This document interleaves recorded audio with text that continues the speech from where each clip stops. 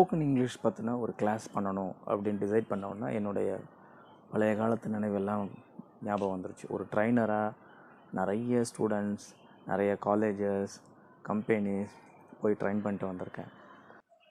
Native language மூலயமா அவர் regional language Tamil to English learning அதை என்கரேஜ் பண்ணுற ஒரு கிளாஸாக இருக்க போகிறது. இன்ஃபேக்ட் நான் அதுக்கு எகைன்ஸ்டாக இருக்கிற ஒரு ஆள். ஏன்னா any language should be learn through that language only.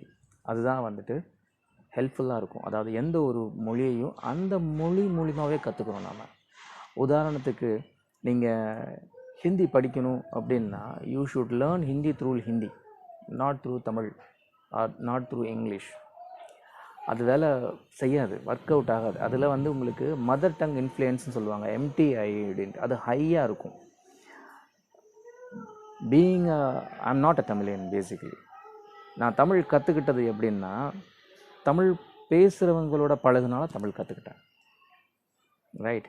எந்த லாங்குவேஜும் அப்படி தான் எல்லோரும் கற்றுக்கிட்டு இருக்காங்க.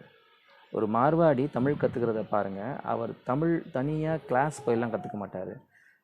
அவர் சுற்றி நிறைய பேர் தமிழ் பேசிகிட்டு இருப்பாங்க. அதுலேருந்து he simply grab the words and then he make it a sentence. That's it. அதனால தான் அதில் நிறைய மிஸ்டேக்ஸ் இருக்கும். But he won't mind about it. நான் பேசுகிறது உங்களுக்கு புரியுதா? அதோட போதும்.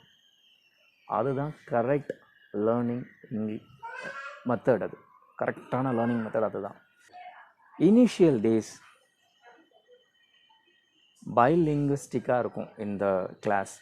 I speak in Tamil as well as speak in English so that you people can follow me very closely as well as you can learn things very quickly.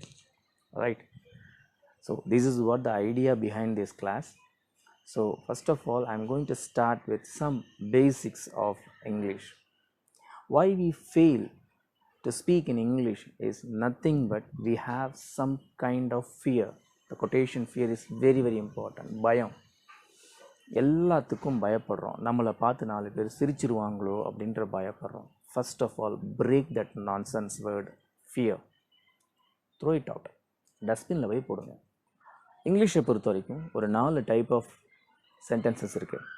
First, affirmative sentences, அதாவது positive sentences.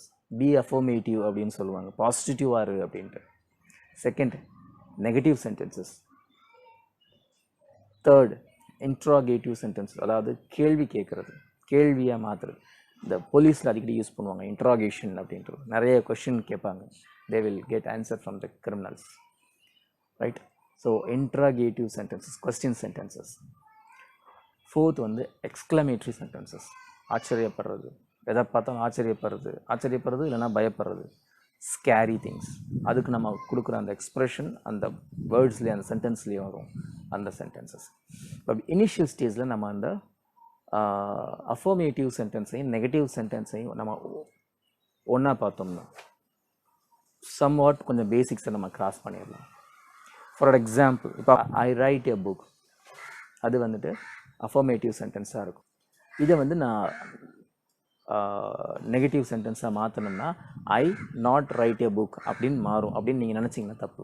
மாறாது. அப்படி நாட்டை பொறுத்த வரைக்கும் ரொம்ப specific and நுணுக்கமான ஒரு விஷயம் என்ன அப்படின்னா, நாட்டுக்கு அது ஸ்டாண்டலோன் ப்ராடக்ட் கிடையாது. நாட்டுக்கு ஒரு ஆக்சிலரி வெர்ப் ஒன்று தேவை. அந்த ஆக்சிலரி வெர்ப் என்னவாக இருக்கும் அப்படின்னா, அது மெயின் வெர்ப்லேயே இருக்கும். ரைட் அப்படிங்கிற அந்த மெயின் வெர்ப் இருக்கு இல்லையா, அதை நம்ம எப்படி பிரியும், அதை வந்து 2ஆக பிரிக்கலாம். எப்படி பிரியும்னா, டூ ப்ளஸ் ரைட்டுன்னு பிரியும். எனி வெர்ப் சிம்பிள் ப்ரெசண்ட்டில் பார்த்தீங்கன்னா எந்த வெர்பும் வந்துட்டு 2ஆக பிரியும் போது டூ ப்ளஸ்ன்னு தான் பிரியும். Do plus eat, do plus read, do plus write, do plus go, do plus walk, do plus write, do plus eat, do plus go, do plus walk, do plus say, இந்த மாதிரி தான் பிரியும்.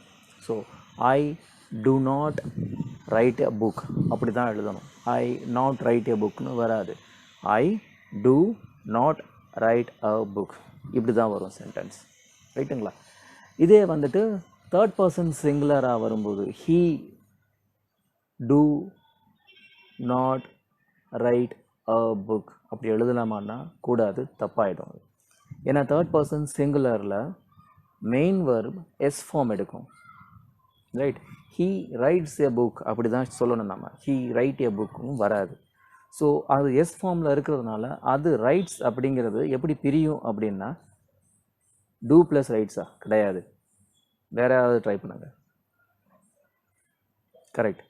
டஸ் plus ரைட்டுன்னு பிரியும். அந்த S form வந்து do எடுத்துக்கும். Does plus write. So he does not write a book. That's it. புரிஞ்சிருச்சா? Good. இப்போது இது இல்லாமல் வேறு என்ன மாதிரியான சென்டென்ஸ்லாம் நம்ம வந்து பார்க்கலாம், எழுதலாம் அப்படிங்கிறத கமெண்ட் பண்ணுங்கள். ரைட். உங்களுக்கு தெரிஞ்ச அஃபர்மேட்டிவ் சென்டென்சஸை நீங்கள் கமெண்ட் பண்ணுங்கள். அதை நெகட்டிவாக மாற்றுங்க. அதில் ஏதாவது சேலஞ்சஸ் இருந்தால் அதுவும் எனக்கு சொல்லுங்கள். I will make a separate video for that. இந்த சென்டென்சஸ், இந்த அஃபர்மேட்டிவ் சென்டென்சஸ் எப்படி நம்ம வந்து இன்ட்ராகேட்டிவ் சென்டென்ஸாக மாற்றுறது, நெகட்டிவ் சென்டென்சஸ் எப்படி இன்ட்ராகேட்டிவ் சென்டென்ஸாக மாற்றுறது அப்படிங்கிறத நம்ம அடுத்த கிளாஸில் பார்க்கலாம். இந்த வீடியோ எப்படி இருந்துச்சு, உங்களுக்கு பிடிச்சிருந்துச்சா இல்லையா? பிடிச்சிருந்தா லைக் பண்ணுங்கள், பிடிக்கலன்னா டிஸ்லைக் பண்ணுங்கள். தென் வேறு என்னென்னலாம் I can add it on this video, that also please comment. வேறு என்ன, அவ்வளோதான். சப்ஸ்கிரைப் பண்ணுங்கள், மறந்துடாதீங்க. பாய்.